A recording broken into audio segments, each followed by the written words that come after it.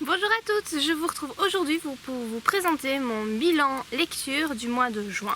Donc durant ce mois écoulé, j'ai lu 7 bouquins. Et parmi ces 7 bouquins, il y a mon coup de cœur de l'année 2015.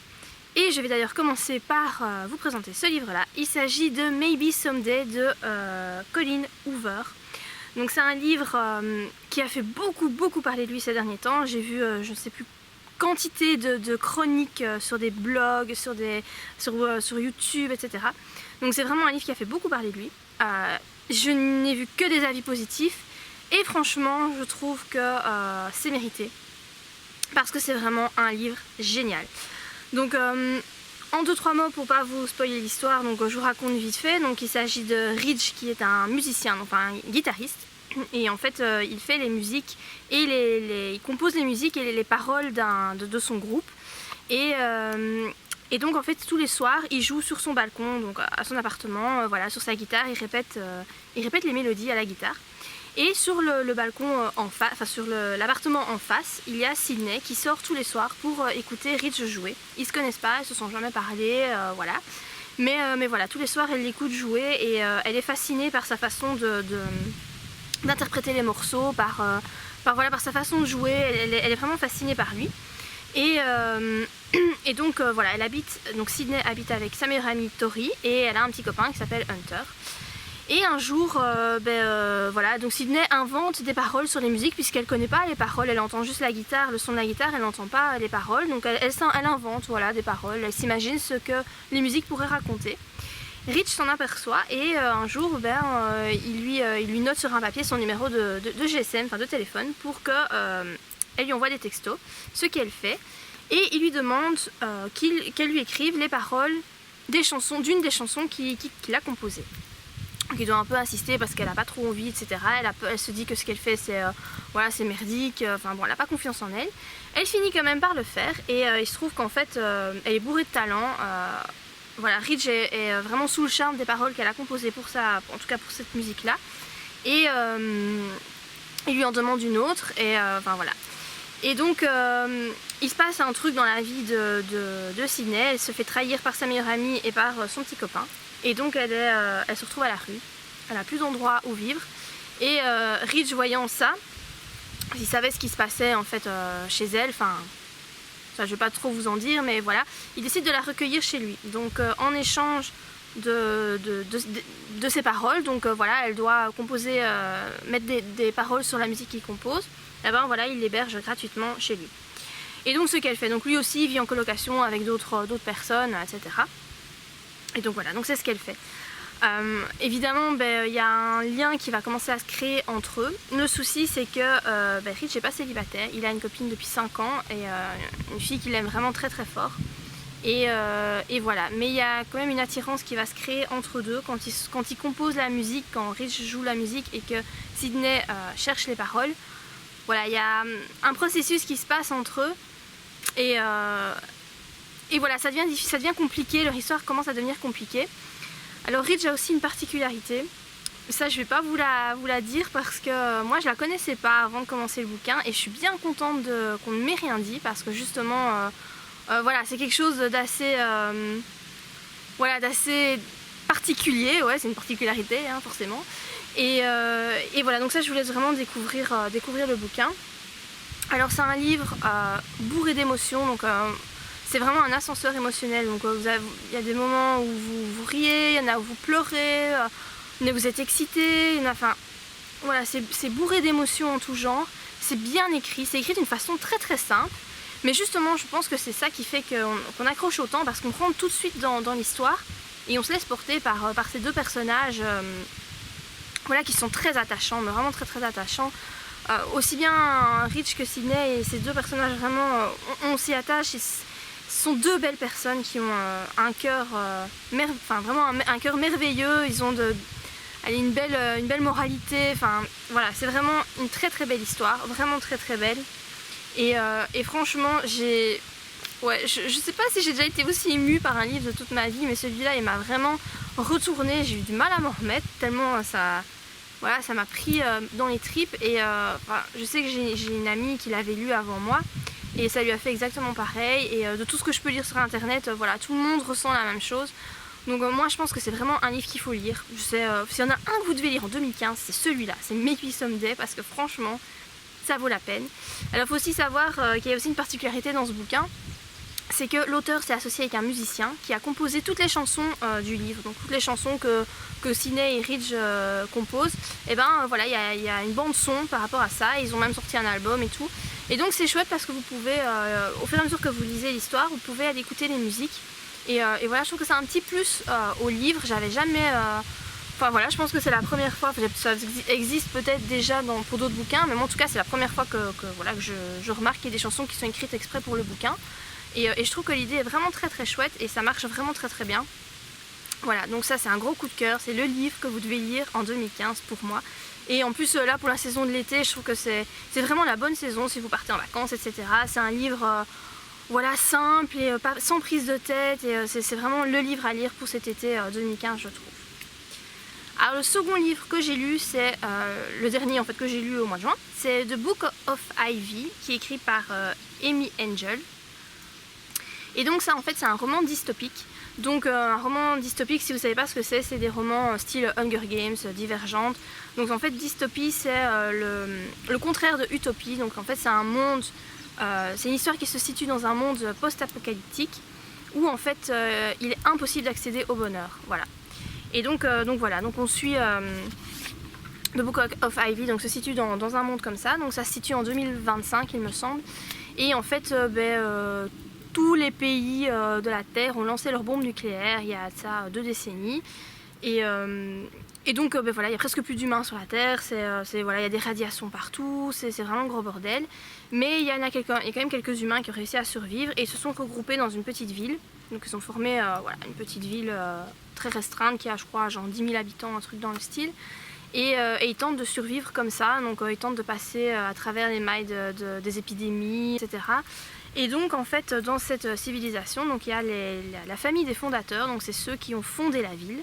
Et puis il y a la famille du président. Donc en fait, quand la ville a été fondée, il y a 2 personnes qui se sont fait la guerre, enfin 2 clans qui se sont fait la guerre.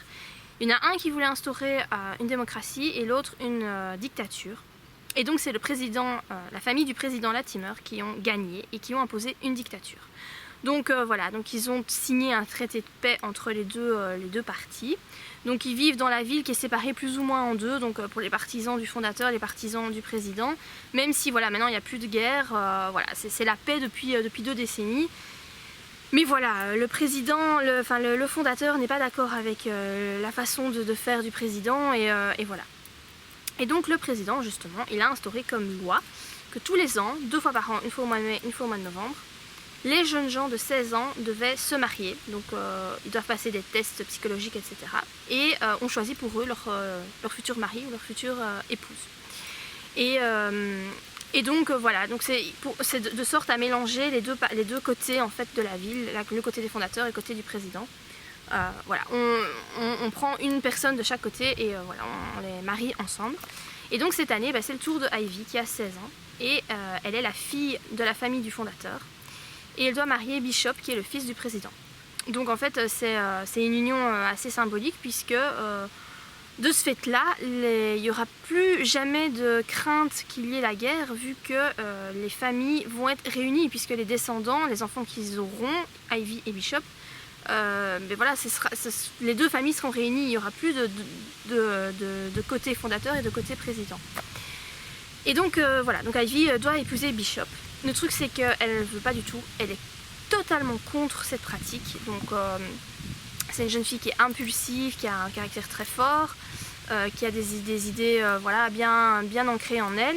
Et elle est totalement contre. Et en fait son père agit dans l'ombre depuis un certain temps parce que lui n'en démord pas, il veut toujours accéder au pouvoir, il veut instaurer une démocratie. Et donc il projette de tuer le président. Et la mission de Ivy c'est de tuer Bishop, son futur mari. De ce fait-là, il n'y aura plus de descendants du président et la famille du fondateur pourra prendre le pouvoir. Donc c'est la mission de Ivy. Elle doit gagner la confiance de Bishop parce qu'il y a des informations dont le papa a besoin. Et puis elle devra le tuer et elle a 3 mois pour y parvenir. Voilà. Alors donc Ivy, elle veut pas se marier avec lui, elle s'imagine que voilà, une fois qu'elle sera mariée avec lui, il considérera qu'elle est sa chose, qu'elle lui appartient, etc. Donc elle se fait déjà toute une idée de Bishop à la base. Et puis donc elle se marie avec lui et elle apprend à le découvrir, elle apprend à découvrir sa personnalité. Et elle se rend compte qu'en fait il n'est pas du tout comme elle le pensait, mais vraiment pas du tout. C'est quelqu'un de bien, quelqu'un qui a un bon cœur, quelqu'un vraiment de merveilleux. Et au fur et à mesure de l'histoire, elle se demande si elle parviendra à accomplir sa mission, si elle arrivera à le tuer, puisqu'en fait, dans sa tête, si elle le tue lui, elle sauvera des centaines d'autres jeunes filles, puisque les mariages seront... le papa de Ivy veut supprimer cette loi des mariages. Et donc, elle ne sait pas si le fait de sacrifier une personne, si elle arrivera à sacrifier une personne pour le bien de centaines d'autres. Voilà, donc ça, c'est... elle ne sait pas, voilà. Et donc voilà, donc l'histoire se passe, etc. Donc bon, je vous en dis pas plus parce que je vais pas spoiler l'histoire. Le truc c'est que la fin est juste waouh. Bon, je suis arrivée aux dernières pages, je me disais mais non, c'est pas possible, ça peut pas finir comme ça. Surtout qu'en plus après, j'ai pas le deuxième tome, donc je sais même pas quand il sort. Mais c'est juste horrible. C'est clair que dès qu'il sortira, je me le procurerai parce que faut que je sache ce qui va se passer. Je pense qu'il y a 3 tomes en tout, mais je sais pas du tout quand le deuxième va sortir. Alors qu'est-ce qu'on trouve dans ce roman? Voilà, il y a beaucoup d'émotions, beaucoup d'aspects aussi psychologiques. Il y a beaucoup de notions qui rentrent en compte comme la fratrie, la famille, l'amour, l'amitié, la trahison. Voilà, c'est tout ça mis ensemble et donc c'est un roman très haletant et il y a beaucoup de suspense quand même. Alors moi ce que j'avais peur c'est que bon, la jeune fille elle a 16 ans, donc je me suis dit c'est un roman pour jeunes adultes, donc je me suis dit oh là là, moi j'ai un peu du mal avec ce genre de roman parce que je crois que je suis trop vieille pour lire ce genre de truc. Mais j'en ai entendu tellement de bien que je me suis dit bon allez je vais quand même essayer de lire. Et finalement c'est pas du tout puéril, Ivy a 16 ans certes, mais elle est très mature pour son âge du fait voilà, qu'elle a vécu des choses difficiles, puis bon l'endroit où ils vivent c'est difficile, ils doivent se battre pour survivre, c'est vraiment compliqué. Et donc en fait elle est pas du tout puérile, elle est très mature pour son âge. Et en fait on suit en fait son cheminement intellectuel par rapport à la mission qu'elle a, à ce qu'elle doit faire, au bien, au mal, etc. Et franchement c'est très intéressant, c'est un très bon livre, c'est bien écrit. Il faut savoir que l'auteur a une formation d'avocate à la base et ça se ressent très fort parce qu'il y a beaucoup d'aspects politiques et juridiques dans ce livre. Mais bon, rassurez-vous, c'est tout à fait facile à comprendre. Voilà, moi je suis complètement nulle en politique et en tout ce qui est juridique, j'aime pas ça. Mais ça se lit vraiment très facilement, c'est pas compliqué à comprendre et c'est vraiment très chouette, ça se lit très vite. Et voilà, moi en tout cas j'ai accroché tout de suite. Et voilà, c'est un bouquin que je vous conseille vraiment si vous aimez les romans dystopiques. Celui-là est très bien écrit et l'histoire est vraiment très chouette. Alors le troisième livre que j'ai lu, je l'ai lu en fait sous sa première version publiée. Donc ça s'appelle Homme cherche jeune femme à domicile. Il a été republié récemment chez Milady sous le nom L'or et la nuit et c'est écrit par Sarah Agnès L. Alors moi le format que j'avais, la version que j'avais, il y a pas mal de fautes dedans, d'orthographe, etc. Je pense que tout ça a été corrigé dans la nouvelle version, mais à ce que j'ai pu comprendre, l'histoire est identiquement la même. Donc voilà, je vais vous donner mon avis, voilà. Même si j'ai pas lu le format publié sous Milady, ça reste la même histoire. Donc en fait c'est quoi? C'est un roman érotique, donc c'est que ça, à 100% érotique. À toutes les pages, vous avez des scènes de sexe, il faut le savoir avant de commencer la lecture. C'est vraiment que ça. Après, c'est pas, ça n'a rien à voir avec de la soumission ou de la domination. C'est pas BDSM, c'est du sexe basique, on peut dire. Et voilà, mais c'est vraiment très sexuel, hein. C'est très explicite. Les scènes sont décrites dans les moindres détails. Voilà, faut savoir. Voilà. Alors en fait, l'histoire, c'est un jeune homme, donc c'est Lucas qui poste une annonce dans un journal, un magazine ou je sais pas trop où, pour voilà, parce qu'il cherche une jeune femme pour devenir sa compagne. Pendant une durée déterminée et qu'elle accepte aussi de partager son lit. Et Victoria est en mal d'argent, voilà, son papa est tétraplégique, etc. Elle galère un peu au niveau argent. Et sur un coup de tête, elle décide de répondre à cette petite annonce et de lui envoyer son CV. Après coup, elle se dit qu'elle aurait jamais dû faire ça parce que elle se dit qu'elle pourrait pas coucher pour de l'argent, c'est pas possible, elle saurait pas faire ça, c'est pas une pute à la base, donc elle saurait pas. Puis bon, elle se dit que voilà, son CV va certainement être noyé parmi tant d'autres de femmes, d'escort girl professionnelles. Et donc elle oublie bien vite cette histoire, sauf que Lucas remarque son CV et la contacte. Il lui téléphone et il lui propose de se rencontrer. Et donc Victoria n'est pas trop chaude pour ça parce qu'elle veut, enfin voilà, elle veut pas, elle revient sur sa décision, elle n'est pas intéressée. Mais finalement la curiosité l'emporte et elle décide de le rencontrer parce qu'elle veut voir à quoi il ressemble. Donc elle s'imagine un gros puant, moche, enfin voilà, le genre de mec qui sait pas se trouver de nana parce qu'il est super laid, enfin voilà. Et en fait c'est pas du tout le cas. C'est un mec vraiment très beau et elle le trouve très attirant, il est jeune et tout, riche évidemment, et voilà, elle le trouve très attirant. Mais il est toujours... le fait d'être payé pour coucher, elle veut pas, elle aime pas, ça la dérange. Et donc Lucas lui propose de passer une nuit avec lui, gratuitement, donc il la paye pas, donc c'est comme si voilà, elle allait coucher avec quelqu'un qu'elle a rencontré, et qu'elle prenne sa décision après ça. Donc c'est ce qu'elle fait, et au final, elle décide de signer le contrat, qu'il a lié à lui pendant 3 mois. Donc elle est censée être sa compagne, sa dame de compagnie, comme il l'appelle, puisqu'elle est très à cheval sur les mots, pendant 3 mois, et il la paye 20 000 $ par mois. Et donc voilà, donc l'histoire tourne autour de ça, donc... bon, comme on peut s'y attendre, les sentiments vont commencer par apparaître, etc. Bon, je vais pas vous spoiler l'histoire, même si c'est enfin, voilà, c'est gros comme un bateau, quoi. On s'attend tout à fait à ce qui va se passer. Je trouvais que c'était bien écrit, les scènes de sexe sont bien écrites, c'est diversifié, c'est pas trop répétitif, mais il y en a beaucoup trop. Enfin, voilà, c'est vraiment un roman 100% érotique. Pour celles qui adorent les romans de ce style-là, je pense que vous pourrez aimer, voilà, parce qu'il y a vraiment que ça. Après, moi j'aime bien les romans érotiques, mais... voilà, il en faut, enfin, là c'était trop, pour moi en tout cas c'était trop. À la fin j'en avais marre quoi, à la fin je me suis dit, voilà. D'ailleurs après ça j'ai lu Maybe Someday puis j'ai enchaîné avec The Book of Ivy parce que j'en peux plus des romans érotiques, là ça m'a... J'ai fait une overdose avec celui-ci. Donc voilà, si vous aimez ce genre de roman, je pense que vous pourrez apprécier celui-là. Voilà, donc je sais que Sarah Agnès, elle, a publié récemment La Muse, un nouveau roman. D'ailleurs, j'ai gagné un concours sur sa page, elle me l'a envoyé gratuitement dédicacé, donc c'est super chouette. Je ne l'ai pas encore lu par contre, hein, mais voilà. Et voilà, c'est un roman que je peux vous conseiller si vous aimez les romans érotiques, mais il faut savoir que c'est vraiment très érotique.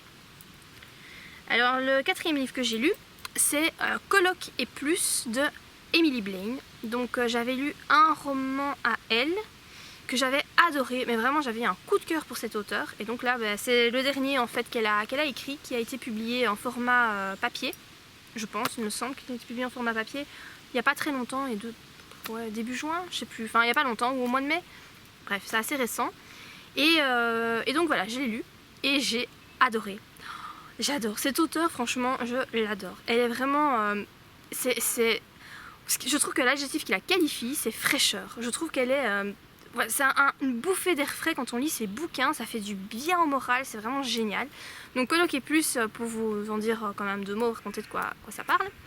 Donc en fait ça met en scène Maddie et Connor. Voilà, donc un soir, Maddie décide de se bourrer la gueule à la tequila.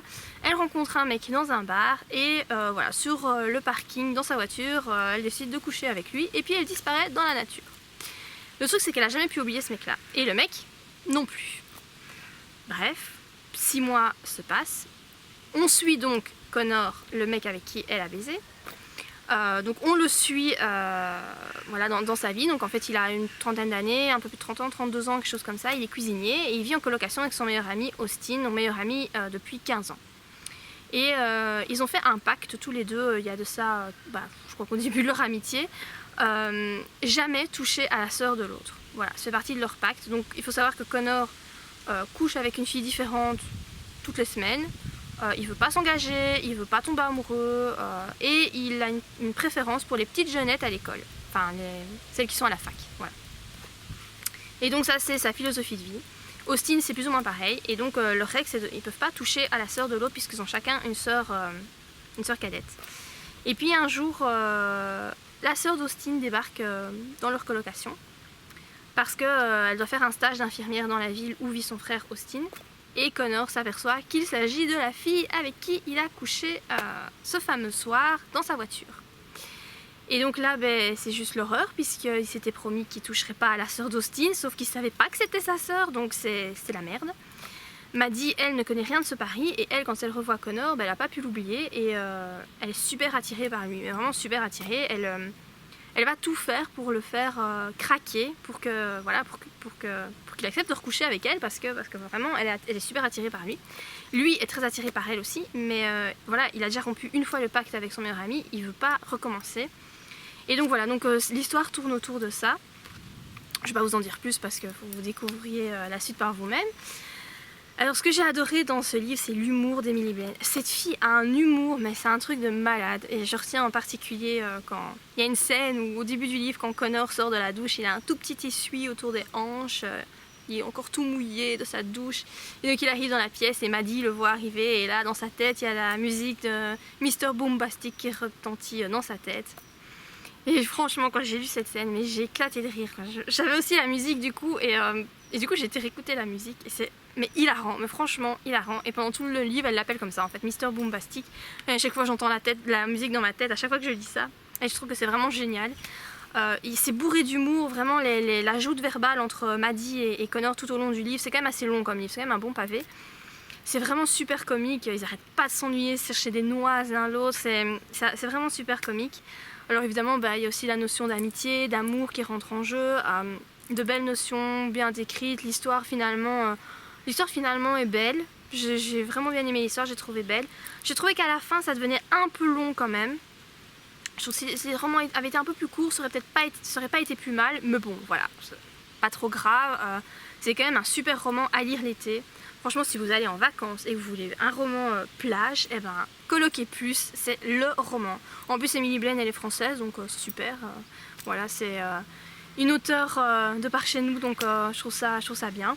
Et donc voilà, c'est un roman que je vous conseille vraiment fortement.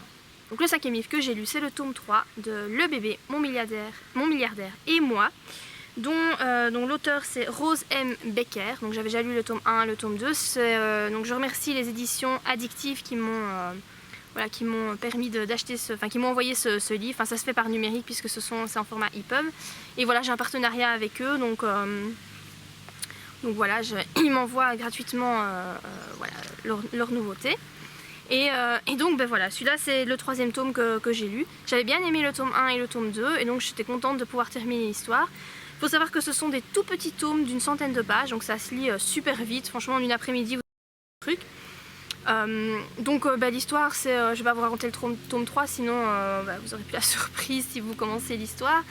Donc c'est une jeune femme, sa sœur est morte, ses parents sont morts aussi, et sa sœur, elle avait un petit garçon de 10 mois. Et donc c'est elle qui elle devient la tutrice de ce petit garçon de 10 mois, Sam. Et voilà, donc elle vit en colocation avec sa meilleure amie. Elle trouve un boulot dans une entreprise, je ne sais plus, de publicité, ou je ne sais plus trop l'entreprise, mais une entreprise très réputée. Et voilà, parce qu'elle a vraiment besoin d'argent pour subvenir aux besoins de son neveu. Et en fait, dans cette entreprise, elle tombe sur le patron par toute une série. Enfin voilà, elle doit rentrer dans un taxi, le patron aussi, sauf qu'elle sait pas que c'est son patron, et elle lui fait du rentre-dedans. Enfin voilà, c'est toute une mise en scène. Et en fait, elle tombe sous le charme de Will, donc de son patron. Et lui n'est pas indifférent non plus au charme de cette jeune femme. Je sais même plus comment elle s'appelle, mais enfin soit. Il n'est pas non plus indifférent à ses charmes. Et donc voilà, il y a une histoire qui va se créer par rapport à ça. Elle va aussi remarquer que Will a la même tâche de naissance que Sam, son neveu, au même endroit. Et donc elle va commencer à avoir des soupçons. Est-ce que Will ne serait pas le père de Sam? Parce que sa soeur ne lui a jamais dit qui était le père en fait du bébé. Donc voilà, l'histoire va tourner autour de ça. Alors c'est bien écrit, ça se lit très très vite. J'ai bien aimé le tome 3, j'ai bien aimé la façon dont ça se finissait, etc. Je suis très contente de l'avoir lu. Voilà, c'est une petite romance bien sympathique si vous aimez bien les petites romances. Ah oui, il y a un peu de scène érotique, pas trop, mais un peu quand même. Voilà, un roman bien sympa que je vous conseille, ça coûte pas trop cher, je crois que c'est 2,99 € le petit livre. Bon, c'est pas trop cher. Le tome 1 est gratuit, en téléchargement gratuit sur Amazon format Kindle. Donc voilà, si vous voulez voir de quoi ça parle, vous pouvez le télécharger gratuitement, donc ça vaut la peine. Hein. Après, à vous de voir si vous aimez ou pas pour acheter la suite. Mais donc voilà, j'ai bien aimé ce bouquin. Le 6e livre que j'ai lu, c'est Tout ce qu'il voudra de Sarah Fowkes, je sais pas comment ça se prononce. Et en fait, j'ai pas trop compris par rapport à ce bouquin. Ça a été visiblement publié en plusieurs tomes, un peu comme Les Feux de l'amour, un peu comme un feuilleton en fait. Et moi j'ai lu l'intégrale, mais l'intégrale je ne sais pas du tout ce qu'elle comprend, parce qu'il y a une suite. Forcément, vu la fin, il y a d'office une suite, donc je ne sais pas. Voilà, je ne sais pas trop exactement combien de tomes j'ai lu du coup, mais moi en tout cas le truc que j'ai acheté ça s'appelle l'intégrale. Et donc en fait c'est une histoire, c'est aussi un truc super érotique, donc c'est une jeune femme qui elle est intérimaire dans une entreprise et tous les jours elle prend l'ascenseur avec un mec qui est super beau, sur lequel elle fantasme à mort. Et un jour, elle se retrouve toute seule dans l'ascenseur avec lui. Et la tension sexuelle est tellement forte que le mec, il se jette sur elle, voilà, il lui donne un orgasme dans l'ascenseur, tout va bien. Et voilà, ils se revoient le soir et il couche avec elle sur le parking. Enfin voilà, c'est dans les premières pages, hein, donc on entre directement dans le vif du sujet, il n'y a pas de préambule, on entre dedans directement. Et donc voilà, donc il y a toute une série de choses donc, qui se passent et il se trouve que son contrat intérimaire se termine, donc elle aura plus de boulot et elle va être dans la dèche si elle a plus de boulot. Et le mec en question, en fait c'est le patron de la boîte, elle le savait pas. Et il lui propose un contrat, il lui propose de devenir son assistante personnelle et la seule condition c'est qu'elle fasse tout ce qu'il veut. Donc d'où le titre, tout ce qu'il voudra. Et elle accepte, puisqu'elle est super attirée par lui et donc ça ne dérange pas du tout de pouvoir avoir des rapports avec lui, donc elle accepte. Et donc voilà, donc ils partent, sa première mission si je peux dire, c'est de partir avec lui à Paris, parce qu'il a un gala. Et donc elle doit apparaître à son bras et voilà. Et en fait lors de cette soirée, donc elle rencontre son frère, qui est visiblement le vilain petit canard de la famille, etc. Et quelqu'un tente de les empoisonner, elle et lui, donc le gars, je sais plus comment il s'appelle non plus, j'oublie le nom des personnages à chaque fois. Enfin bref, quelqu'un tente de les empoisonner et à partir de là, mais ça rate, lui c'est par rapport à, donc il tente de les empoisonner par du champagne. Elle boit le champagne, donc elle tombe malade, mais lui n'en boit pas et parce que c'est un ancien Navy ou un truc dans le style, il a fait l'armée en tout cas, il réussit à lui donner les premiers secours et elle a sauvé. Et le souci c'est que elle a vu le visage de l'assassin et donc pour garder son anonymat, il va tout faire pour essayer de la tuer. Donc elle est en danger de mort, ainsi que le mec est aussi en danger de mort et donc voilà, elle doit venir habiter chez lui. En quelque sorte il l'emprisonne dans sa maison puisqu'elle ne peut pas sortir tant qu'ils n'ont pas retrouvé le meurtrier. Et donc voilà, l'histoire se passe comme ça. Alors c'est donc très érotique, hein, mais il y a aussi ici c'est un peu BDSM quand même parce que c'est un dominant quand même, hein, elle doit l'appeler monsieur, etc. Il y a quand même des scènes de soumission qui sont pas dérangeantes, qui sont pas trop hard non plus. Donc franchement ça va, c'est pas dérangeant, c'est un petit peu mais c'est pas dérangeant. Et donc voilà, donc la fin est assez surprenante, donc on sait qu'il y aura une suite. Après moi j'ai pas trop aimé ce bouquin, j'ai pas accroché au personnage. Le mec il me fait ni chaud ni froid en fait, donc j'ai pas trouvé ça génial. Elle m'énerve, c'est pas compliqué. Je l'aime pas trop non plus, donc en fait j'ai vraiment pas aimé les personnages. L'histoire ça va, mais sans plus, donc je lirai en tout cas pas la suite. Voilà, donc c'est un roman érotique, moi je vous le conseille pas, je trouve qu'il y a bien mieux à lire, mais donc voilà tout ce que j'ai à dire pour ce roman. Et enfin, le dernier livre que j'ai lu c'est le dernier tome de la Communauté du Sud, donc le tome 13, qui s'intitule La Dernière Mort, et donc l'auteur c'est Charlène Harris. Donc j'ai fait une vidéo que j'ai postée il y a quelques jours sur la Communauté du Sud en globalité, donc sur toute la saga, ce que j'en ai pensé, etc. Ainsi que sur la série télévisée tirée des livres True Blood. Voilà, donc je vous mettrai le lien ici si ça vous intéresse d'aller voir ma vidéo qui parle donc de tous ces bouquins. Donc le tome 13, plus exactement, voilà, en fait je l'ai lu parce que je voulais savoir comment ça allait se finir. Je voulais savoir ce qu'allait advenir de Sookie. Si elle allait finir transformée en vampire, si elle allait finir avec Bill, avec Eric, avec quelqu'un d'autre, avec personne. Voilà, je voulais savoir ce qui allait lui arriver finalement. Puis je me suis dit, voilà, j'ai lu les 12 premiers tomes, c'est con de ne pas lire le dernier. Donc j'ai lu le 13e. Je dois dire, j'étais contente d'arriver à la fin. Ça m'a pas passionnée plus que ça. J'ai beaucoup aimé cette série. Franchement, j'ai adoré la Communauté du Sud, sinon j'aurais pas acheté les 13 bouquins. Mais voilà, le 13e tome, je pense qu'il était temps que l'auteur s'arrête. Parce que je trouve que ça commençait un peu à s'essouffler. Après voilà, l'histoire bah, c'est toujours la même chose, hein. Suki a des tonnes de gens qui meurent autour d'elle, elle est dans la merde du début à la fin du bouquin, c'est le foutoir dans sa vie, c'est toujours le même scénario. Après bah, voilà, je ne vais pas trop vous en dire sur le livre parce que si vous décidez de lire, de commencer cette série, bah, je ne vais pas vous raconter la fin forcément, mais j'en ai fait une chronique sur mon blog, donc si vous voulez aller voir de quoi ça parle, bah, vous pouvez aller voilà, cliquer sur le lien, je vous le laisserai de toute façon en barre d'infos. Et voilà, c'est une série de bite lit si vous connaissez pas. Si vous aimez la bite lit, les vampires, les loups-garous, les métamorphes, etc. Bah pourquoi pas. Moi j'ai commencé, en fait c'est mes premiers livres de bite lit que j'ai lus. J'ai commencé avec cette série là et j'ai beaucoup aimé, franchement j'ai bien aimé. Il y a aussi beaucoup de scènes sexuelles, beaucoup de scènes violentes. Par contre dans ce 13e tome il n'y en a quasiment pas, des scènes violentes il y en a, hein, mais des scènes sexuelles il n'y en a quasiment pas. Et voilà, je pense que c'est tout ce que je peux dire sur ce bouquin.